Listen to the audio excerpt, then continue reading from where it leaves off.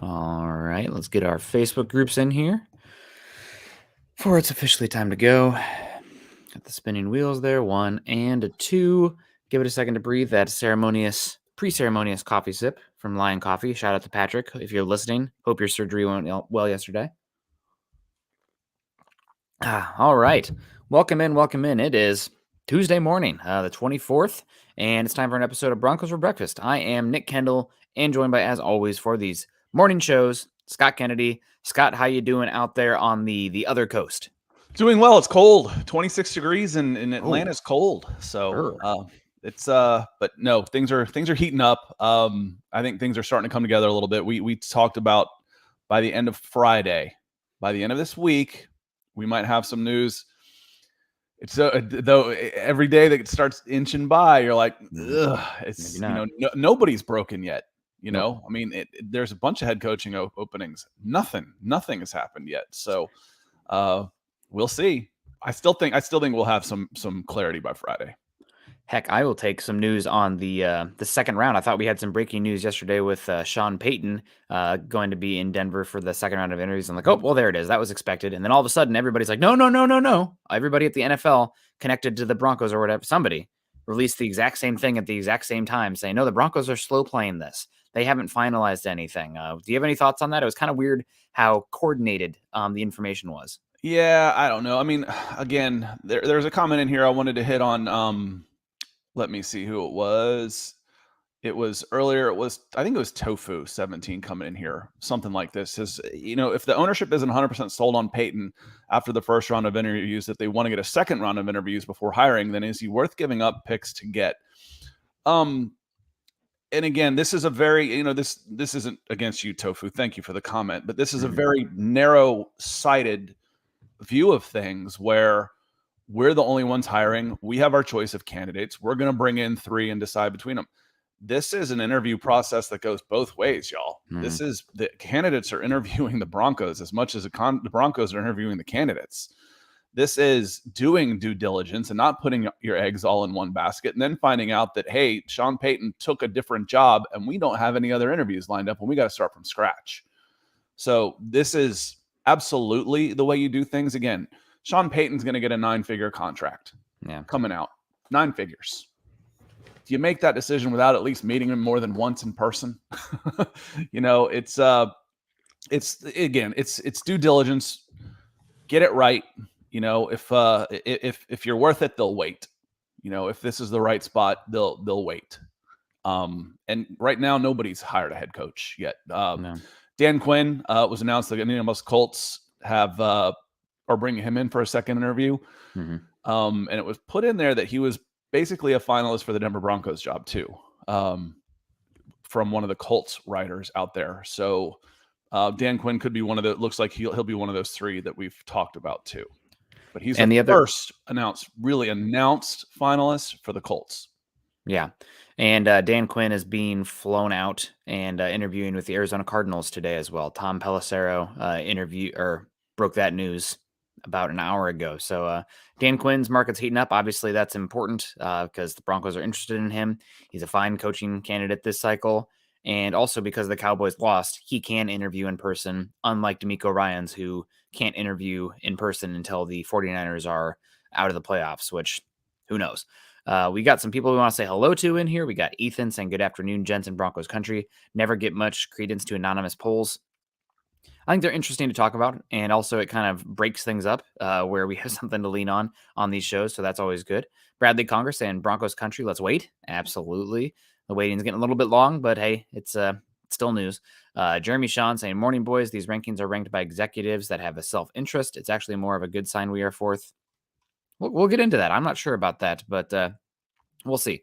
Vintage Jeff saying these people are always have the Bills ranked at the Super Bowl favorites. How is that working out for them? These people know nothing. I mean, they know something because they are working in the league, and there's obviously self-interest, like Jeremy mentioned, but it's still interesting to take the poll on that and hear the reasons why. And it's one thing that I guess we can get into it now. So the Mike Sando, I think 14-year NFL writer, works for The Athletic, does a couple podcasts with former NFL GMs on The Athletic as well. He gathered a poll with executives and coaches and people around the league in an anonymous poll, asking these people to rank the head coaching vacancies that are open right now.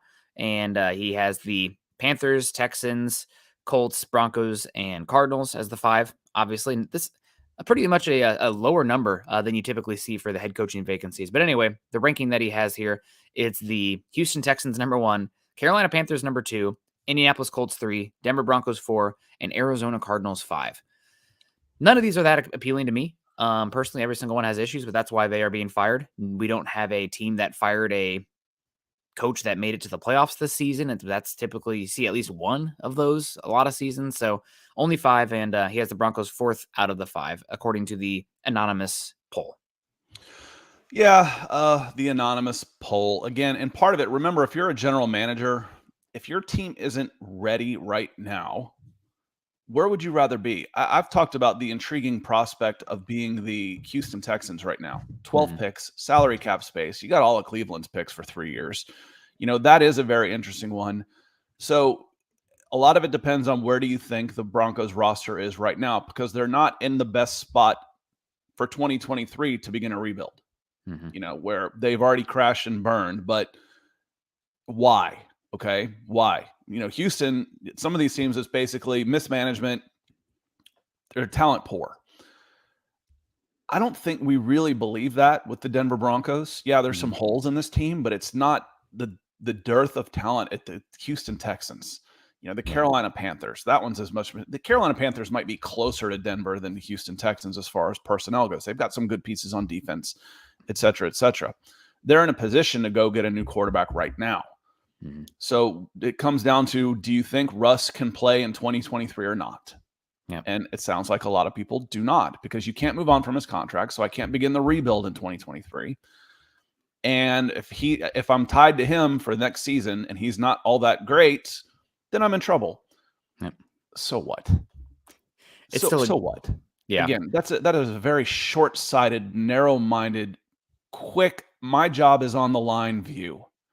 It's not I'm going to be a fan for the rest of my life, and I'm looking at the next decade.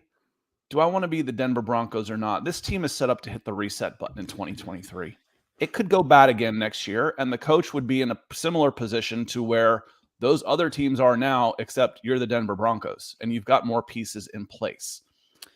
Again, the polls are fine. What do you think you can get out of all that you should be worried about with 2023 is, what are your expectations for Russell Wilson? Yep. If they're not high, look for 2024, because that's when they're going to hit the frickin' nuke button. Yeah. And we'll get into that real quick. But first, I want to read what the article has to say here. Quote, Denver has the best tradition and the new owners seem aggressive and willing to spend, but I think Wilson is washed and the lack of draft capital is holding them back. The defense is very good, but Patrick Mahomes and Justin Herbert aren't going anywhere in that division. Move up the Broncos if you think the next coach can salvage Wilson at age 34. The Walmart money is a draw, and leadership can say they did. The new coach could report directly to the ownership, but there is no getting around the massive long-term extension with Wilson and the diminished draft capital. Wilson's production decline dates to the 2020 season, spanning multiple coaches and systems now. His athleticism has greatly diminished, and the drama that followed Wilson through his final days in Seattle and through his first season in Denver further downgrades the appeal for candidates. Wilson does seem to be a diligent worker at the very least. That could separate him from Arizona's Kyler Murray, whose contract was notorious for the homework clause included in the initial version. So really, I mean, like you said, Scott said before we started he hadn't read this, but you hit the nail on the head. This is a view of the league on Russell Wilson more than anything else, and that's what the article states as such as well. Ownership's good. This is a proud franchise. Obviously, you're a little bit concerned about if the goal is to win the division. It's going to be pretty damn hard with Justin Herbert and Patrick Mahomes there the next 15 seasons. I mean, we even got a preview of what elderly Mahomes looks like in the AFC divisional round when he's playing on one leg, and he was still freaking amazing. Really, really frustrating. But it's an indictment on Wilson. And you mentioned it. Do you think Russell Wilson is salvageable? That's the first question. The second one is, you mentioned so what, but for the coaching coming in here, let's say Wilson sucks next year's season or is as bad as he was next year as he was this year, or worse, I mean, with the diminishing skill set that they're talking about here in the article, then you cut him, then you're cuffed. really financially cuffed for 2 years after that. So really, it's a 3-year Is it 2? view. Really, It's though? I mean, is it really 2? Because, I mean, there is some dead cap there, but you do get a little back. You do it a June 1. It's not quite as bad it's still a as lot. we've Yeah. seen worse. Yeah. It's just it's hard to win when you have that much dead cap. Yeah, Luckily I'd the have to cap look it up will again and explode. what it would mean. But it's not the 80,000,000, 90,000,000. It's like it's less than that. I mean, significantly less than that. A post June 1 designation or whatever you have to do. You might not even do a post June 1 if you were reading the contract, remember. Tell me about. Real quick, while you're looking that up, I want to say good morning to Michael Ranquillo coming in with some stars, breaking the ice for us on Facebook. Thank you, sir. Always a pleasure getting us started on here. I don't know that the other one that kind of gets me is when folks say I've been watching Russell Wilson decline for years. Of course, this for the last 2 years he's been on the way. I'm like, this is different though. This isn't what we're talking about. If you had gotten the worst version of Russell Wilson with the Seattle Seahawks, the worst version in Denver, you're probably a playoff team. Mm-hmm. We're not talking about, or we're not. I don't think anybody's really talking about. Can you get Russell Wilson back to Pro Bowl form? Okay, maybe not. I'm not necessarily counting on that. Can you turn him into a serviceable, middle of the road 10 to 15 starter again in the NFL? Yeah, I think you can. I think it's definitely in him. If you get more than that, it's great. But this team didn't need a top 5 quarterback. You paid for a top 5 quarterback. Paid for one. That's beyond, that's and both financially and with draft picks. That's done. It's not happening. Yeah. You can't do that back. You overpaid. There's no getting around that. But does this team need a serviceable quarterback? And this team's 500 at worst last year. At the worst last year. And there's no reason why this team can't improve from where it was last year, for sure. Yeah, no doubt. And looking at the contract again, just getting into that with my point of you'd be tied to Russell Wilson in some way for the next 3 years, whether it be, he's good next year and you keep him or you move on from him. You get no cap savings moving on from him at all for 2024 with a post June 1st release, with a 2024 dead cap hit of $35.4 million and a 2025 dead cap hit of $49.6 million.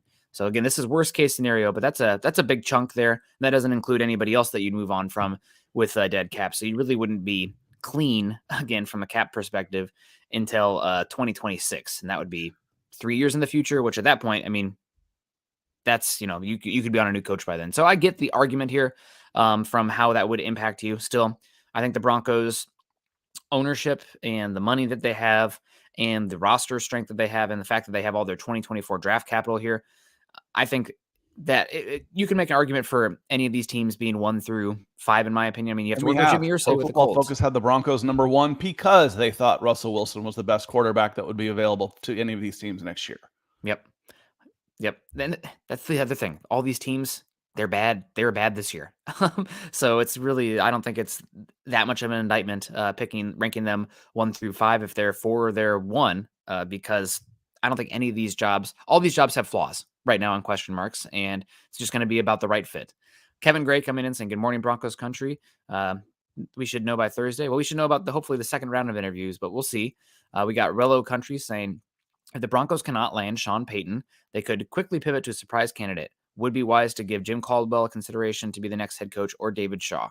We'll see what happens. I think that I've heard Jim Caldwell impressed in his interviews, but he does seem to be the 4th candidate on the list in comparison to that of David Shaw and Dan Quinn and Sean Payton. I do wonder though, Scott, and this is maybe how many tinfoil hats can we put on during this head coaching search? But we got the news that, okay, the Broncos, Sean Payton's going to interview here. Oh, no, he's not. I think that could be somewhat protecting face for the Broncos in case Sean Payton does go elsewhere, because I think they already backed themselves a little bit into a corner with saying that we're going to take a big swing and these are the guys we're after. And if you get none of them, that's a bad look for a very wealthy ownership group. At least you took a swing. You I agree. out. Yeah, it happens. But my other thought here, just again, tinfoil hat, maybe the Broncos were pretty impressed with D'Amico Ryans in his interview. We have not heard very much about that, but he's the one candidate on this list who has interviewed with the Broncos that you would have a delayed timeline with him. Mhm. You can't have a second interview, in-person interview with him for a bit. If he really impressed you, you would probably slow play things a bit here because you want to get him back in for a second interview. Now, I have not heard any connection to this, no whispers of this. This is purely speculation on my end, but I'm just curious your thoughts on You that. can basically come to an agreement. They've changed the rules. When the Atlanta Falcons hired Dan Quinn, it was radio silence. It Mm, was nothing. It's like, okay, well, and it was just assumed they've already got their guy. They're just mhm. waiting for him to be done. You weren't allowed to say it because that's tampering or whatnot, and you can't do it officially, but it was already done. Yeah. D'Amico Ryans is number 2. He's moved up to number 2 on my list. Honestly, I'm not quite as thrice shy as Broncos fans because I haven't been through this the whole time with first time head coaches. I came in Yeah. the middle of that. I started covering this team with y'all in Fangio's third year. Nathaniel Hackett, to me, it wasn't so much as he was the first coach. It's just that he was, again, I want to say offensive coordinator, but that usually whenever you say the word offensive coordinator, you're typically thinking someone who's at least calling plays. That's like a bare minimum. Mhm. So yeah, he may have been coordinating the offense, but he wasn't running the offense. That's Yeah. game day management and game day decisions and quick thinking and stuff you've got to do on the fly. Yeah. He didn't have the experience doing that at Green Bay to be successful. He had it in the past and had a good year in Jacksonville, but there was not always shining things to say. And he had Aaron Rodgers. That's a Yeah. big red flag. D'Amico Ryans has the personnel to be a really good defense in San Francisco. They lose DJ Jones. They lose K'Wan Williams, They've 2 lost very good players. They DeForest don't miss a Buckner too. beat. Yeah. They're as good as they've been. And again, you watch the way the players respond to him, and just again, you've talked about doing the background on him and the leadership. I've seen him since he was in high school at Alabama, all the way through. He is an impressive man. Yeah. I like D'Amico Ryans a lot. It'll be interesting to see what happens with him this cycle. Maybe a lot of these teams get stir crazy and don't hire him. Also, I don't. Maybe it was James Palmer had that article released yesterday that the longer this process draws out, the more likely it is that Sean Payton goes back to Fox. We'll see what happens. I think that right now my gut keeps saying it's going to be Dan Quinn for Denver, but who knows? This has been it's getting drawn out, no doubt about that. But it's been an interesting, fun interview process, no doubt. Alessandro coming in. Good morning. Oh, Good to see you, sorry. He was Alessandro. saying Alexander is all on the Sean Payton bandwagon. I thought that's kind of where Yeah. we were talking about this one. Yep. YouTube user, I'm not sure he's signed. He says, "Good morning, Nick and Scott. Lots of fully capable guys to coach our team. Just don't want to give up all our draft capital because we desperately need to rebuild our offensive line, or Russell will struggle." And I saw that triggered Colin, who had his feelings hurt yesterday. I apologize, Colin. It was actually String Guy that I was answering to. You just got me started, and String Guy and I have worked that out. It's not. Again, the key is there's a line. Mm-hmm. It's the binary. I don't want to give up a draft pick for a coach mentality that is it's here, Mm-hmm. because that's not the way people typically do business. And as YouTube user, sorry, we don't know who you are. I don't want to give up all of our draft picks. We can call them picks, y'all. There's no other capital other than picks. Draft picks, because we desperately need to rebuild our offensive line. Again, there's a line. I wouldn't want to give up all of your draft picks either. Yeah. But a late first, like almost a second rounder, this could end up being 30 or 31. 28, 29, 30, 31. For a proven head coach, easily the most proven head coach available, one of the most proven head coaches available in a long time. When's you guys talk about Peyton Manning? When does a coach like this become available? When does a player like Peyton Manning become available, and why? He had a broken neck. That's a concern. Yeah, Sean Payton's got his concerns, but as far as the track record goes, there's no one else even close to this. Maybe Jim Caldwell, who's got 10 years on him, who's a 3-year coach, maybe. But no, you don't want to give up all of your picks. Of course not. But I've been saying all along, you can give up a first. You can address where you really need the help the most, which is on the interior offensive line in the middle of the rounds in free agency. Those guys, relatively speaking, compared to skill position players, tackles, edge rushers, they're cheap. Yeah. And you'll have the ability to get those guys. Yep. Yeah, well, hopefully some coaching and development will improve too. I mean, we saw it last year from going from Mike Munchak to Butch Berry. Same exact guys in the offensive line regressed. The talent is still there. Was the same. I guess we're going to see some overturn at left guard and stuff this season, but hopefully the coaching will improve as well. Also, Russell Wilson's play style doesn't bring the best out of the offensive line. It makes their job harder, but we'll see what it looks like in a new scheme. They definitely protected it a little bit more Yeah, the that's last an two. adjustment. That's an Yep. adjustment that takes some time. We overlooked all of these things. You know, Yep. the adjustment it takes to play offense is not easy, let alone when everything is new, including a guy coming in and running an offense that hasn't called plays in years. I agree with you to an extent, but then you see Peyton Manning take 6 weeks, but then they are on fire after Peyton that. Manning. Tom Brady wins the Super Bowl's first season. That's Tom Brady. Matt That's Matt Tom Brady and Stafford. Peyton Manning. Matt Stafford, another one. But it just didn't expect it to be that bad. But they looked like they started to get things together down the stretch there. We were hoping on that small sample size, which we can. Good morning, Broncos country from Bama X. Just got the best news of the week so far. Bill O'Brien is out of Tuscaloosa, T-Town. Now, if Denver could just land a head coach, my week could be complete. Yeah, Bill O'Brien is on his way to be the offensive coordinator with the New England Patriots. He's been there before. And congratulations. What's good news for you, Bama, is good news for me, Iowa. I think Iowa's offensive coordinator, Brian Ferentz, might be on his way to New England as well. He was the tight ends coach underneath Bill O'Brien when they had Gronkowski and Aaron Hernandez. So It that's would not interesting. surprise me in the least if Nick Saban was getting some kickbacks on some of these contracts. Ah, They share agents. yeah. That's one of the reasons why these guys go to Saban for a year Mm-hmm. and then come back out. You know, I mean, you'd think Nick Saban would get tired of rolling through corners. He did it all the time, except for Kirby Smart. Kirby Smart's the only Yeah. one I ever knew that could match what Nick Saban asked of his assistants for more than 1 year. He churns through them. He always has. But it Yeah. wouldn't surprise me a bit if Nick Saban's agent was kicking back him a piece of the action on this, because what an internship. You want to go do a 1 year internship for Nick Saban, you're going to come out of it with a promotion. Yeah. Absolutely. Zach Powers coming in saying, we don't have to talk about the head coach's search again, do we? I can't wait for Scott's Senior Bowl clips. Well, they're coming, but was some new news on the head coaching stuff that we got into. And it's just, it's a headline. You guys dictate the chat. You all know that. So if you have anything else you want to talk about, hit us in the chat. Jamal Killings, good morning, fellas in Broncos country. Good to see you. We got Epic Gamer coming in. Man, he's got to have a donation streak coming in here. Thank you so much. And maybe what are they? Killtacular is what they called it on Halo when you did really good. Saying good morning. This is the Epic Gamer reference here. So good morning to you, Well, Epic Gamer. I didn't get the reference, but I got the context. Yeah. So I used to play a lot of Halo back in the day. That was a fun time. That We one got our came out guy. a little bit after me. I was one of the original Dooms, and then Okay. Duke Nukem, and there was one in between there that I cannot remember. Anyway, doesn't matter. First person shooters. Yeah, lot of Halo. Most of my time was spent playing NCAA football. God, I played so much NCAA football. Uh, there was a mode where you could play classic games, where like there was the Holiday Bowl in whatever year where SMU came back. They were like down 45-10, and they won in the fourth quarter. That was the most fun to try to come back. And then I'd like to rebuild SMU because they kind of had the Mustang Bronco thing going on. I was pretty young when that happened, but we got Mark Schrader coming in, $20. Good to see you, Mark. Hope you're doing well. Always appreciate you coming in and saying hello. Hopefully you're doing well down there in Texas. Hopefully it's not too cold there. We got a cold spell coming up in Seattle. Scott's freezing out there in Atlanta, but hopefully Texas, you got a nice mild winter coming or going Yeah, on. it's good to see you, Mark. It's been a while. I know she came in on one of my YouTube videos. It's great to see you. Glad you're back. Hope you're doing well.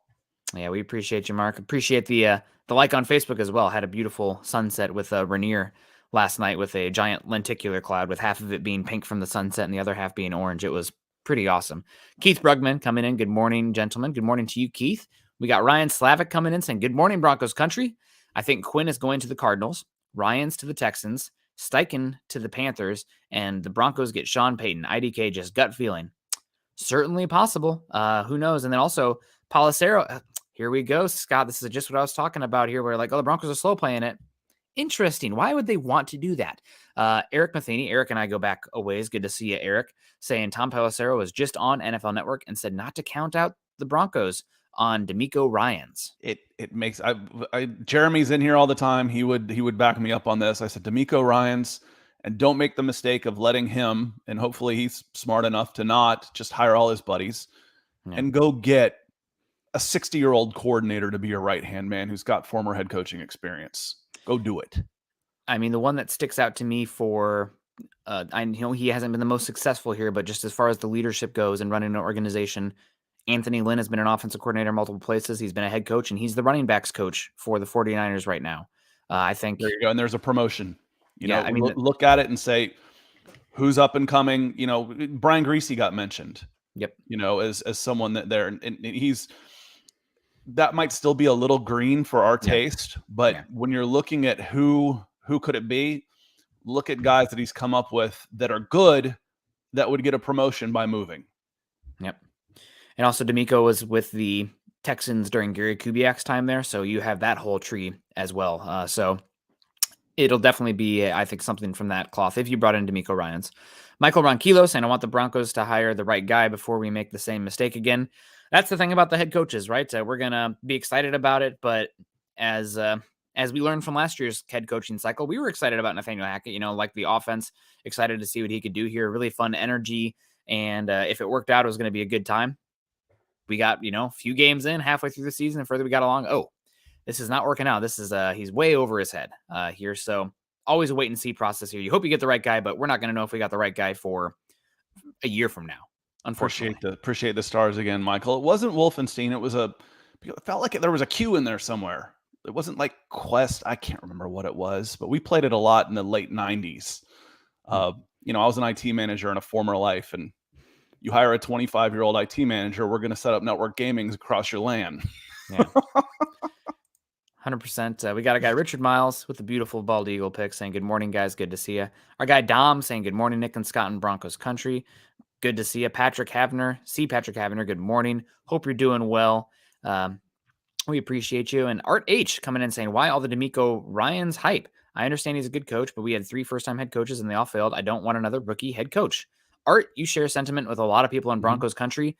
I personally think that what the Broncos have done in their previous head coaching cycles should not overly impact what they do in this cycle. You got to go at each single head coaching interview process with an open mind and not overcorrect. I think a lot of times you see overcorrection in these things and you end up missing the obvious people in front of you.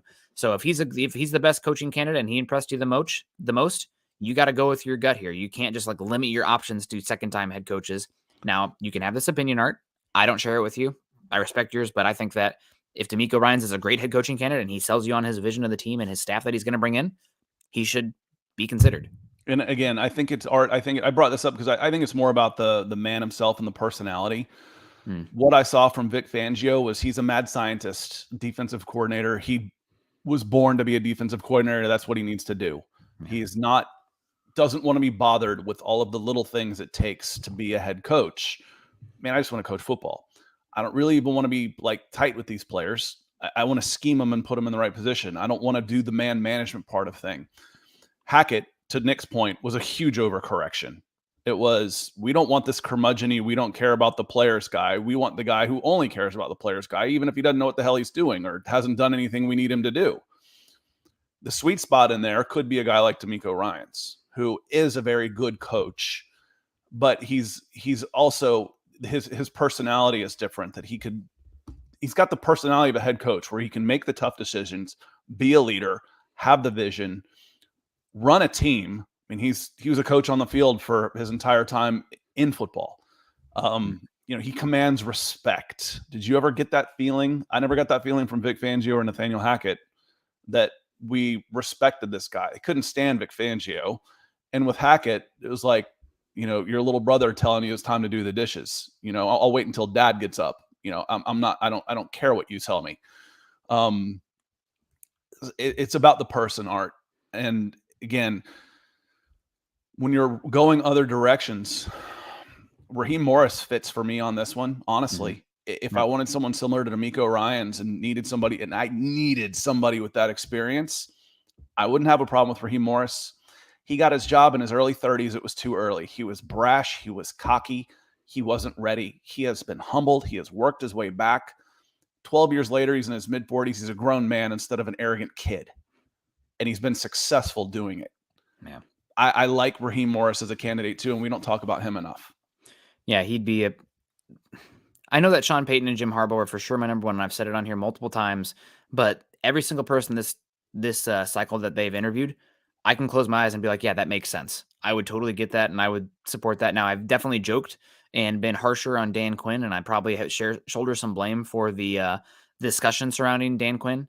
Again, it comes back to, we have big swings. Jim Harbaugh, Sean Payton, and then Dan Caldwell. One of these is not like the other, even though he's a fine candidate. That definitely set me off. But again, I would be fine with him. I know, Scott, you don't wish that for him because people are already against him. Hopefully we can change that narrative some if it does come to that, because there is plenty of merit for him. And he has his third head coaching interview here. But we'll see how it plays out. We still got Yeah, time. I love Dan Quinn, and he's Yeah. gonna be an unpopular choice no matter where he goes, and I'd rather have him be an unpopular choice in some place I don't interact with every day. Yeah. Um, I like Dan Quinn, and y'all are going to tear him to shreds if he's if he becomes until he gets his chance to turn things around. Then you'll love him. But the initial reaction, and if he struggles at all, it's going to be ugly. And I don't want to be around that every day. Knives out. We'll see. They love him in Dallas. They love him in Dallas. They're crying about losing him if he does leave. Scott coming in here saying, hi, Nick and Scott. So great to catch you live from Australia. Well, hello, Scott. Good morning to you. Hope you're doing well out there in the land down under. Have not been to Australia before, but it's on the bucket list. I did I have been. You have been? It seems like a great time. You probably did some scuba diving in the Great Barrier The Reef or first time something. I did an intro dive, the Great Barrier Reef. That was the first time I went. And an intro dive just means you're not allowed to go below 30 feet scuba diving. Yeah. Otherwise, it's scuba diving. And at the Great Barrier Reef, you can see a lot at 30 feet. Yeah. So it was pretty amazing. My wife and I, after grad school, we did 5 weeks in Europe, and we did it with a company called Top Deck, which is out It's of amazing. Australia. And that was during the lead up to the 2014 election cycle. Let me tell you, there's no better place to be than an American surrounded by Australians in Europe during that kind of thing, because we could just kind of blend in. When we were in England, they could tell our accents were different, blah, blah, blah. But hanging out with the Australians, touring Western Europe, Central Europe, great time. And my God, the stereotypes about Australians and drinking, all true. Oh my God. Unbelievable. Great time. We got our guy, Rodney Garcia. Good to see you. Says, good morning. It's been a while. Hope you guys are doing well. We hope you're doing well. We appreciate you. Peter saying, let's go, Joe Burrow. I hate the Chiefs with a passion. Yeah, I'm tired of the Chiefs as well. Hopefully hopefully it's a good game this week. I'm not cheering for Patrick Mahomes to be injured or anything like that, but I'm happy that the Bengals have a slight advantage there. And man, Joe Burrow is just a killer. And Scott, what have you said about the Bengals? I'm done going against the Bengals. Yeah. In not counting their game against, was it the Ravens? Is that who they played in the first round, where they were a Yeah. pretty Yep. big favorite? I picked against them the last 4 games. 5, because I picked against them in the wild card, divisional, AFC Championship, Super Bowl. They lost the Super Bowl, so Yeah. okay. And then and then this year in this one. One last thing on Australia. Going out into the middle of the Red Rock out there, Ayers Rock is pretty amazing. But out there, you do like a night, like a star seeing thing. And when you get rid of the light pollution that you have in basically where most of us live in the US, the stars are so dense. I thought the clouds, like, where did these clouds come from? I'm like, oh my God, those are stars. It's so amazing. If it's a long trip, Chad could never do it. He's like, I can't fly more than 3 hours. Like, yeah, it was a 16-hour flight. It's tough, but we spent 2 weeks down there, and Australia's amazing. So appreciate you being here. Yeah. Good morning to you. We got Taylor coming in saying, good morning, fellas. Best morning show.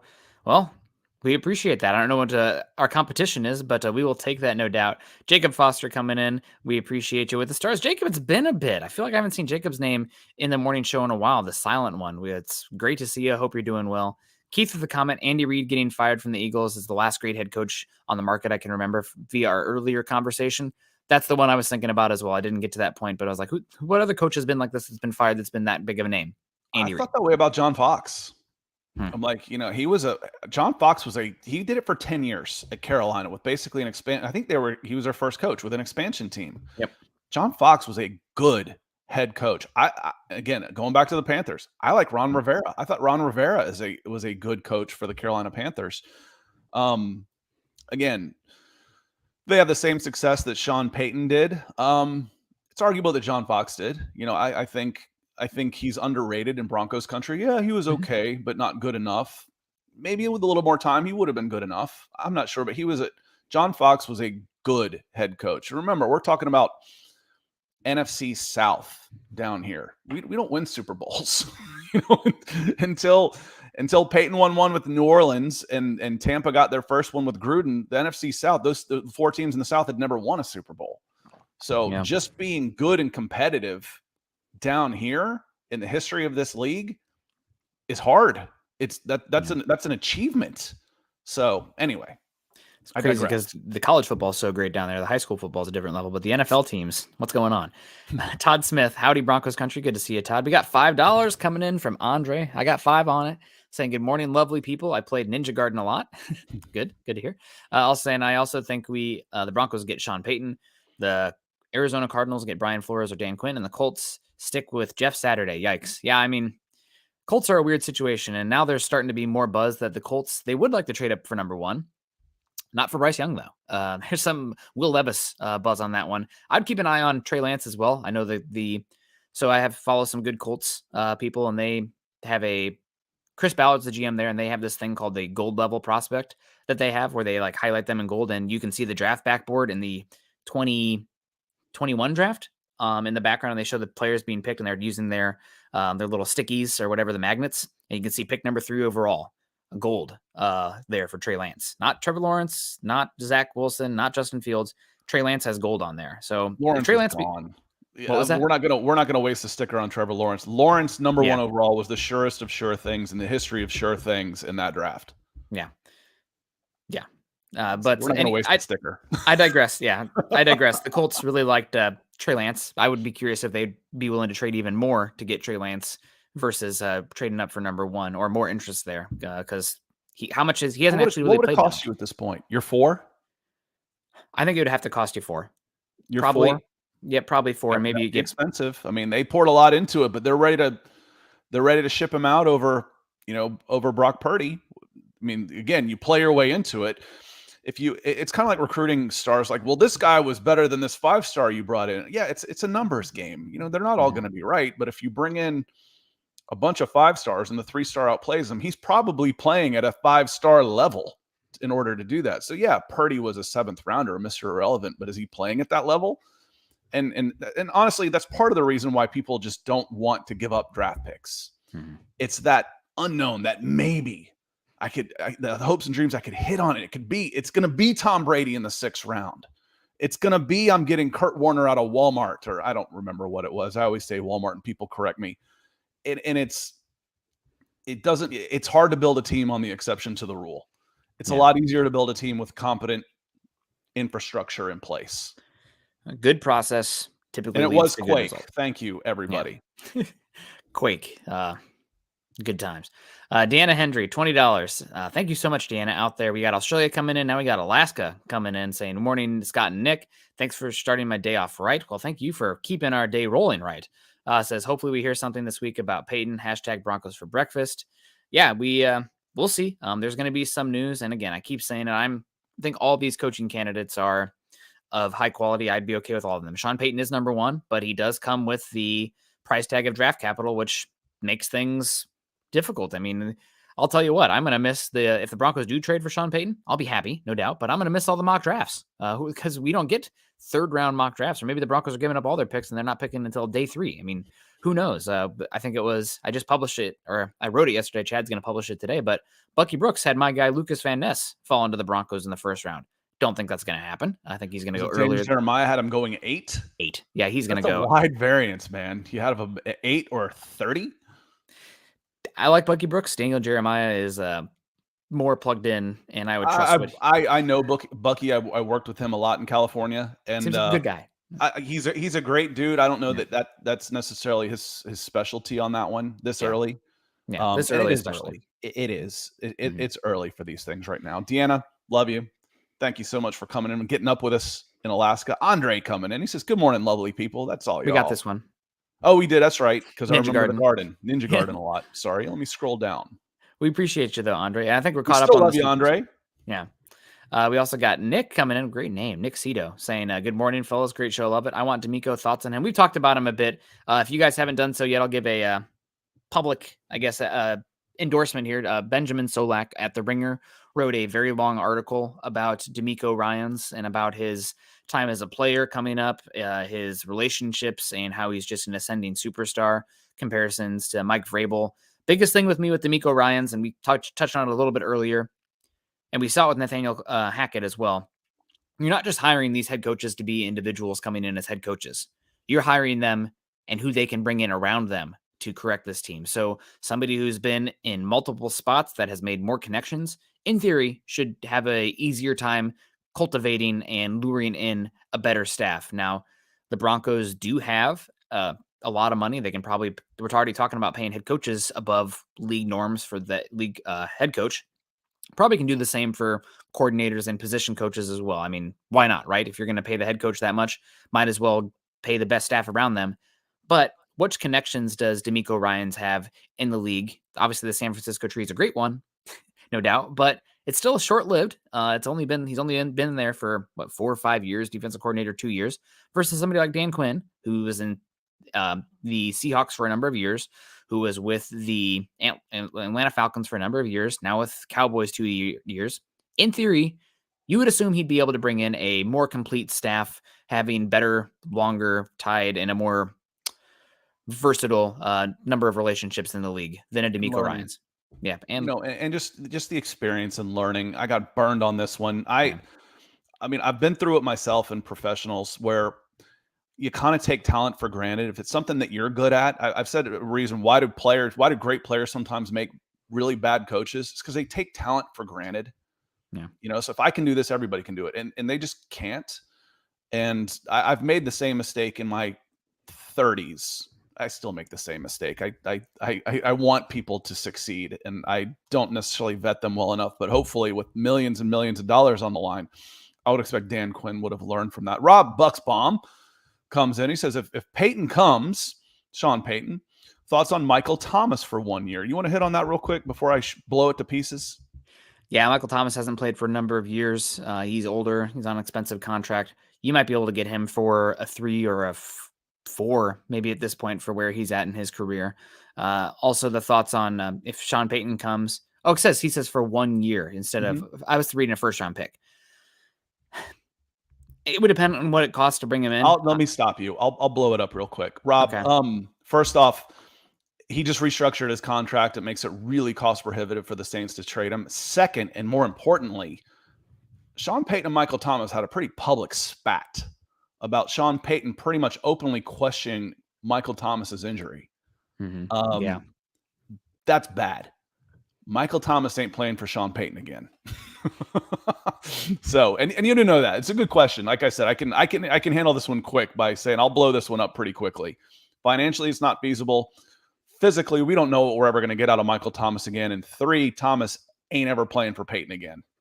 Yeah, 100%. We got Andre F. coming back in here with a question. This is something I want to ask you, Scott, because we're in a new era of coaching in the league, and you kind of made a point earlier, and a name came to mind for me that I wanted to just discuss with you about. So Andre says Joe Burrow is pretty special. Yeah, he is. Fun kid. Did you see the really awkward video with him and his mom doing the Pledge of Allegiance? And then him turning. Okay, it was pretty. He's kind of a goober, which I appreciate. But he comes. Yeah, Joe Burrow is pretty special. Also, Zach Taylor is a good coach. People like Russell Wilson, except he's winning. Yeah, he's much cooler than Russell Wilson, but still like a nervous, dorky energy to me as well. But I appreciate that. Not as much as Justin Herbert does, man. He's the leader of the nervous, dorky energy. But the point here, Zach Taylor is a good coach. Who knew? Zach Taylor is a good coach. He's the offensive play caller there in Cincinnati. However, somebody who's very much an up-and-coming coaching candidate that has had some smoke in the league, but he's hard to hire right now. Brian Callahan. Brian Callahan has been the offensive coordinator there for Cincinnati for a number of years. However, he's not calling plays. We're seeing that more and more in the NFL these days, and I'm curious. So you mentioned the lateral move doesn't really happen so much. What about maybe somebody like a Brian Callahan coming in, and he's never called plays before. He's still the offensive coordinator, but taking him from a place like Cincinnati where, okay, now you are in charge of the offense. You're not underneath Zach Taylor. You're the offensive coordinator still, but you're the play caller. I mean, is that still considered a lateral move, or how does that work? I think you could still block it. Okay. If it's co-defensive or co-coordinator it's not considered a lateral move because that's what's going on with the Saints right now. They've got they've got co-defensive coordinators, and neither one of them calls the plays. Good Lord. Yeah. So they can't be blocked for a lateral move. Now, I consider calling the plays and actually running game day a promotion. Mm-hmm. So, I've advocated for a long time, Eric Bieniemy's name comes up all the time. It comes up all the time. Again, all of the reasons I said about Nathaniel Hackett, they all fit with Eric Bieniemy. He's not even the quarterback coach. He's the not quarterback coach, offensive coordinator who doesn't call plays for Andy Reid's system with Patrick Mahomes at quarterback. Apologies if I don't see that as being a great coaching job. He would do so well. Hopefully he's made enough money. Coordinator money isn't necessarily FU money for the rest of your life like a head coach job is, but to just step away and take another job somewhere else where it's his offense. I'm running this thing. That would be the best career move he could possibly make, because while he's there, not calling plays, not coaching the quarterback, having Patrick Mahomes, he's not going to be considered on the same level that his talent might warrant. We don't know. Yeah. Well, Brian Callahan's a name that's interested me for a bit, and he has not been given the right to call plays yet, but I would be curious about him potentially coming up. Also, he has a lot of Denver Bronco ties. He was a coaching assistant in Denver in 2010, offensive quality control coach from 2011 to 2012, Broncos offensive assistant from 2013 to 2015 underneath Peyton Manning. You talk about an endorsement there. I'm sure Peyton has some opinions on Brian Callahan working out there. So I don't know. That's just, I'm pulling a name out of a hat there, but with how that Bengals team has schemed this last year, I mean, they've totally changed how they've done, and they've talked about also, Scott and I talked about it yesterday, how good that Bengals team was despite playing 3 backup offensive linemen and still playing that well and beating the tar out of Buffalo. I mean, I'm impressed with that scheme that the Bengals are running. How much is Zach Taylor versus how much is Brian Callahan? I'd be nervous to hire Brian Callahan for head coach just based on what happened with Nathaniel Hackett, not the play caller in Green Bay, and then getting that promotion and being like, uh-oh, no idea what's going on here. But that improvement from non-play calling offensive coordinator to play calling offensive coordinator, I would be very intrigued to see how that works out. So would I. Yeah. So would I. And it's, again, when you're talking about this staff, if you were bringing in a first-time head coach, again, I might want an old grizzled guy on the offensive side of the ball. Yep. But talent trumps experience, in my opinion. Yep. We see these guys get recycled all the time. Well, he's experienced, yeah, but he had success. Give me the young guy, the young talented guy over the old guy who keeps getting recycled over and over and over again. And this isn't an age thing; it's an experience thing. Watching this through the years, I said the phrase: just because someone has a job doesn't mean they are the most qualified for it. Yeah. Well, he's got 10 years as an offensive coordinator. Yeah, but he sucks. He just keeps getting the same job over and over again. Yeah. So again, how much is he involved? And it could be, I'm not afraid to go in with a first-time guy. But it's got to be in the right situation for sure. I'd be real interested in Steichen because Jalen Hurts was not considered an elite quarterback until this year. Yeah. He wasn't considered Patrick Mahomes, Josh Allen, any of these, Aaron Rodgers, Tom Brady, any of the elite guys until this year. Yeah. Okay. Well, how much of that Sirianni? I don't know their background. Sirianni could be all of it. He may be a defensive guy. I don't know. I don't know the Eagles well enough. Sirianni's an offensive guy. He's from, I can't remember what tree it is, but he's most of them are. I want to get to Keith here real quick because I've seen this comment ago, and I really like this comment. My worry with Quinn and Ryans is a likely change from a 3-4 to a 4-3 on defense while needing to fix the O-line simultaneously. They may have stuff that they're more comfortable with, but there's so many multiple options, and I don't think we give the coaches credit enough. It's like, well, their system is. They're NFL coaches. If jabronis like us can sit here and talk about, okay, this would be the best thing, these guys who have been coaching defense and playing in multiple schemes their entire lives can probably figure out how to run a 3-4, especially over the course of an entire offseason, and maximize your potential. So Keith, I love the comment, but it doesn't worry me as much about as that these guys are wedded to a specific system. You'll hear coaches say all the time, some of them are better at it than others.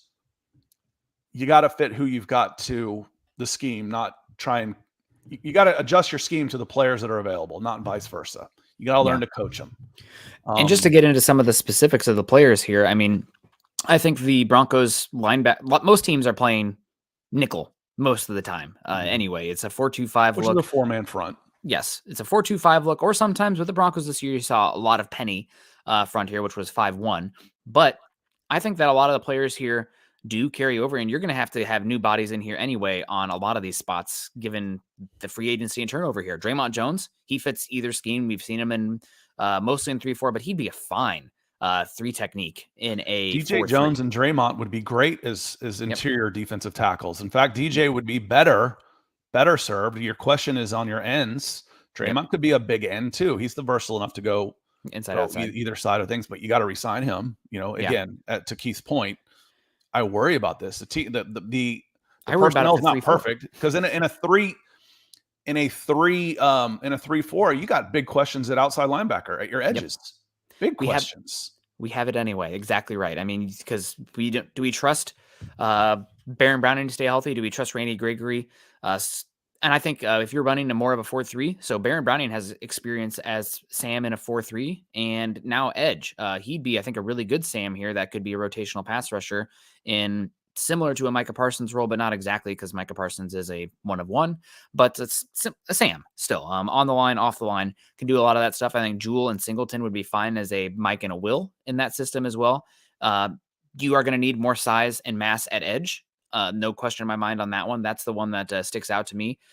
More of the 7 technique body types versus, the wide 9 rusher who's in the 2-point stance. But again, this is a unit that if we're playing 3-4 next year, you probably still need another edge body out there that is that type, because right now you have hardly anybody with length, size, mass that you trust in the run game. Do you trust Jonathan Cooper there? God bless him. He does his best setting the edge, not his game. Nick Benito is more off-ball, second level linebacker against the run than he is an edge setter against the run. So you probably have to upgrade there. I mean, there's a reason that a lot of mocks have the Broncos going offensive line. The other ones, almost every single one of them, have the Broncos going edge. So 4-3, 3-4, I think that's not the big question with how much turnover you're going to have there anyway this season. My biggest question on this switch from Ejiro Evero and Dan Quinn or D'Amico Ryans is honestly not the front. It's the back. It's the coverage in the end. We see a lot of cover 1 and cover 3 from D'Amico Ryans and also cover 4. That Robert Salah mold was that cover 4. Broncos has mostly been a cover 3, cover 6, or cover 1 unit back there. Dan Quinn, cover 1 or cover 2. He's gone away a little bit from that cover 3 because the NFL is going away from cover 3 unless you have great personnel. But it will be really interesting to see how it all plays out with that. I'm not super worried about the transition from 4-3 to 3-4, though, honestly. Yeah, I agree. It's so much versatility, and we don't give the guys credit enough for being flexible. So, and would they mold to something they prefer doing over the course of time? Sure. Yeah. But again, I agree. Yep. 100%. Andre F. saying, what are the Eagles or 49ers doing on defense? Do that. I don't know if you've seen the Eagles are kind of having Nick Sirianni had a very interesting interview where he was crapping on one of the local radio stations there, talking about Josh Gannon and saying that you guys need to lay off. He's a great defensive coordinator. Josh Gannon's style is much more of the Vic Fangio cut, where it's off coverage, conservative on the back end, playing 2 deep safety shells, not blitzing, and getting after the quarterback with a crazy depth on the defensive line and playing with a lead. Trenches. Yeah. If you're going to be a blitz happy team, you better have freaking gods in the secondary. If you're going to be a team that doesn't blitz, you better have gods in the trenches. So it's wherever you are sending extra resources, you better have better dudes in the other end where you are limiting your options. So kind of a different style there. 49ers much more. I don't think any team is playing as smart and as great in passing off coverages and their assignments as the 49ers. I mean, the way they are able to throttle down on short routes and close on space is better than any defense in football right now. Now, a lot of that is D'Amico Ryans. A lot of that is having 3 first-rounders on that defensive line. And then a lot of it is Fred Warner. We talk about a sample size of 1. Nobody is Fred Warner in the NFL right now. I know people talk about Broncos need to find a coverage linebacker, blah, blah, blah. It's like, there's only one Fred Warner right now. I can't. Yeah, Fred Warner dropped into the seam to cover CeeDee Lamb on a streak. That doesn't happen. That's a touchdown waiting to happen 99 times out of 100 in the NFL. But Bam X says Vic Fangio is in Philly, though, as a defensive consultant, right? Yes, he is. So he's collecting his severance from the Denver Broncos and has been working as a consultant. And we talk about the scheme in this. Was the scheme for Fangio kind of boring, kind of bend but don't break? Okay, but with the personnel, they had 70 sacks. I still 70 sacks, and almost all of them, except for the 16 from their leading sack guy, Hassan Reddick, came from their front four, came from the defensive line. That's unheard of. 54 sacks from your front four. That would still probably be second in the league. Be probably pretty close. So when you can get after the quarterback with your front four and drop 7 into coverage, you're going to be a pretty sick defense. And people are, why doesn't Fangio have a job? Because Fangio was waiting for the right job. I'll go I'll go help out Philly. They look good. Yeah. Now he's up for a couple head coaching jobs and several defensive coordinator jobs next year. So Vic will be back with a coaching title next year. Yeah. 100%. Gary Hoover, we appreciate you coming in saying the lowly Broncos stomped on the Cowboys defense last year. I mean, what has Quinn done? I love you guys thinking he's great, but he doesn't wow me. Sorry. I don't think I've ever said that I think he's great. I think he's a very good defensive coordinator. As far as the Broncos stomping on the Cowboys last year, I made a tongue-in-cheek joke, which anybody who'd know me would know it was a joke, saying that it's just based on one game, but that game showed me D'Amico Ryans is better than Dan Quinn. You should base nothing on one game. Unless it's the Super Bowl and you've already led all those games up to that and then win, go home. But nothing should be based on one game. Just for example, last year we had the number 1 seed Jacksonville Jaguars beat the Buffalo Bills. One game, throw it out. Things happen. This year we had the bleeping Colts beat the Kansas City Chiefs. Are the Colts better than the Chiefs? No, anything can happen in one game. So as far as the Broncos stomping the Cowboys, any given Sunday is a phrase for a cliche for a reason. Yep. Sorry to go so hard on you here, Gary. I appreciate the comment coming in. You don't have to be sorry. I don't think Quinn is a fantastic head coaching candidate either. I think he's fine. But as far as the basing everything on that game last year where the Broncos played the Cowboys, I think that is not the way to do it. And I wouldn't say great. I think he's good. I think he's going to be a good head coach again. And Gary, I've said several times, I don't want him in Denver just because I think there would be too much negativity around it. And I really like Dan Quinn. He is a spectacular human being. And he's been successful in Dallas and they love him there. I'd almost rather him just say, you know what? I'm good here. I'm getting $2 million a year. I'll wait until the right thing comes up. I don't know. But again, there's so much negativity around Dan Quinn that I think it's going to be tough. What's not tough is talking about Ethan, the DWI guys. Coming in hot pink. Appreciate you, Ethan, as always. And he says, great show as always. Thanks to you very much, sir. Note, Benjamin Albright is still reporting that Peyton is coming to Denver on Wednesday night, regardless of what happened yesterday with all the posturing. Again, watch what they do, not what they say. There's so much, not so much in this as, we're still talking general manager. We're still talking negotiations, which means PR, posturing is a great word for it. And lying. We don't want to show our hand. This is poker, y'all. It's poker. We don't want to show our hand, and we've got to try and get the best guy, and he's got other options. And the best guy may have where he knows where he wants to go, but he's going to try and get the best deal, and all of that involves poker playing. So try not to get too wound up about it too. And Collinwood talking about, the one games. We beat the 49ers this year. So and the Falcons beat the 49ers and the Seahawks as those two played each other. I'm like, the Falcons were better than these two teams. Again, small sample size. With a small sample size, I can prove just about any point you want to prove. And another classic coaching cliche, matchups make fights. One team could be a tough matchup for one team and horrible for another. It doesn't mean the distributive property where since A beat B and B beat C, then A beat C. And C could be a terrible. One of those strange matchups that has been trending recently that we're going to get to see? Which Bengals one? Chiefs. Yeah.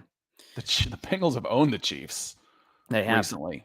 Yeah, and talk about, man, there was a play in that Chiefs game. I can't wait to see what they do with so the Bengals use a lot of, Scott, cover your ears here, simulated pressure, and they had the Bills offensive line in hell. They had one where they only rushed 4 players, and it looked like a cover 3 look, and Von Bell dropped down, and then he rushes the line from 5 yards depth, and nobody blocks him, and they get a free rusher with only sending 4 guys. It was beautiful. And on top of that, Yeah. they against the Chiefs last year, they got pressure dropping 8 into coverage, just Yep. lining up with 3 guys Yep. and going after and getting pressure. If good Yep. lord, I talk about a front four. If I can get pressure with my front four, I'm dangerous.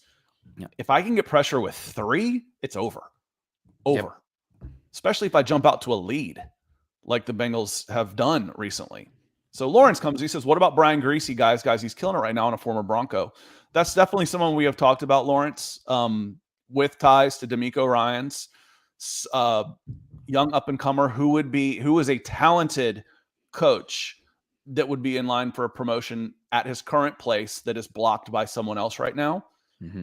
That could be Brian Greasy. It's definitely a possibility, Lawrence.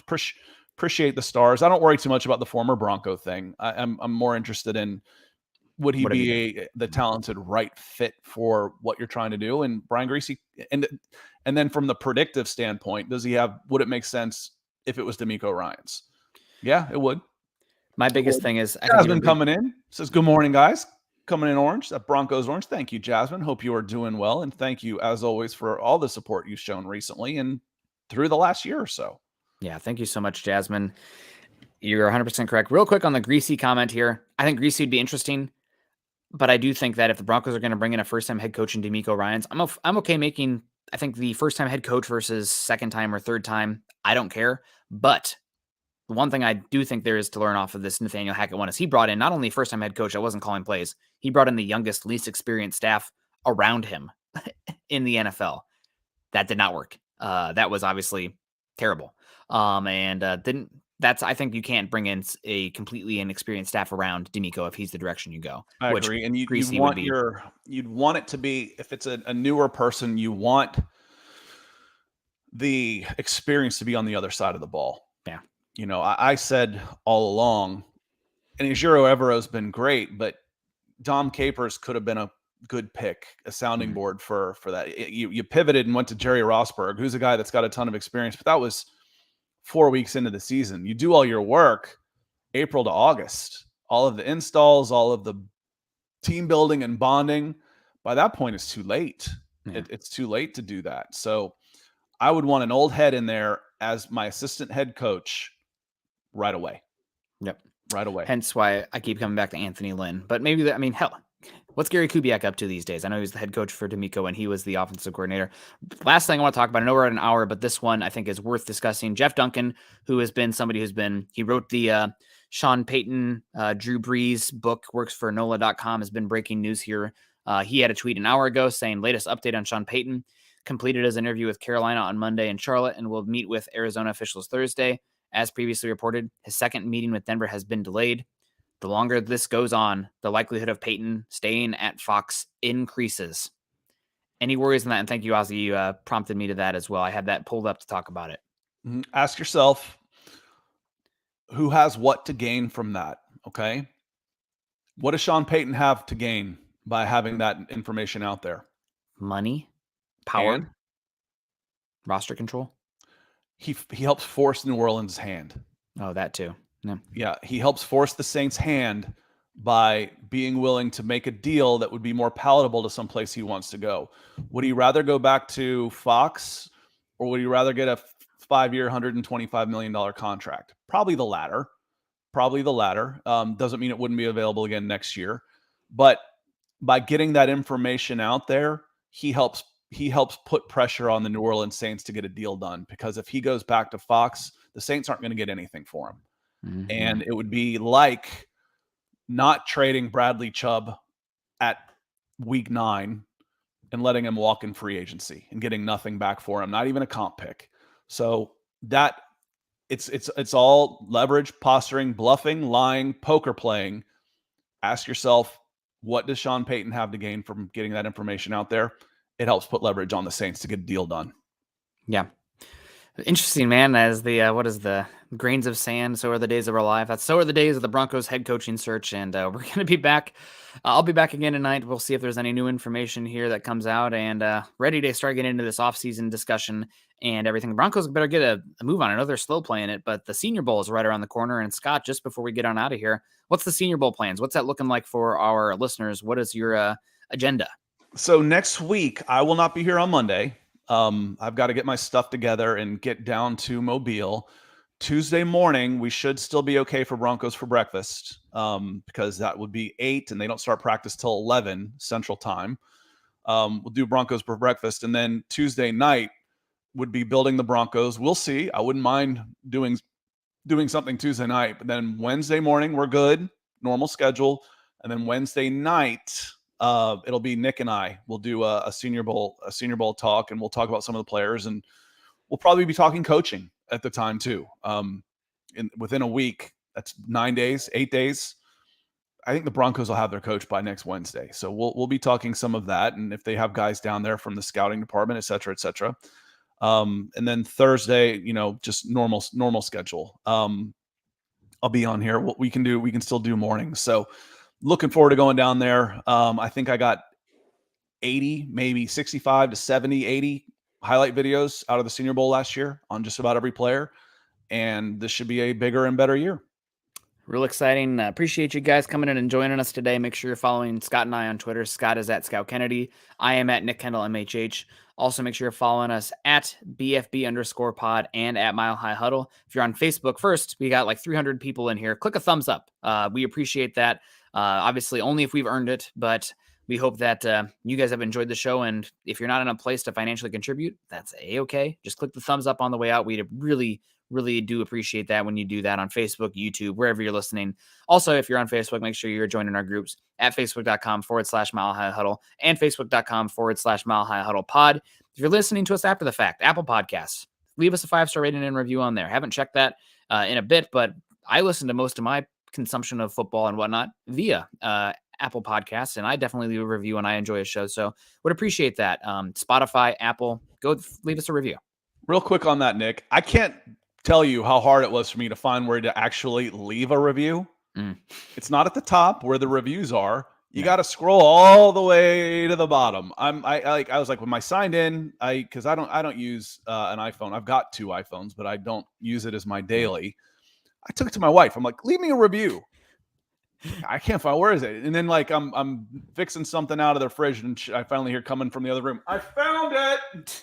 You got to scroll below all the episodes where it looks like there's going to be 120 episodes, but just scroll all the way down. And Aussie Wombat comes in. He says, for Scott, Everton sacked the manager. Not just any manager. It was Frank Lampard. Frank needs to go back into the championship and work his way back up, cut his teeth, get some experience. The Premier League looks to be a little over his head right now. Well, hoping the best for Frank. First-time managers, big clubs. Gotta look out. But we appreciate you guys. I'll be back again tonight. Scott and I will again see you tomorrow morning for our new show, Coast to Coast Football. I'm wondering what we'll be doing there. Scott and I will talk at some point today to figure out what's going on there. But we appreciate you guys. Everyone have a great rest of your day. Continue to choose kindness and compassion. Subscribe, like, and share. If I didn't say that already, it's on the ticker underneath over on YouTube. Have a great one, guys. Go Broncos.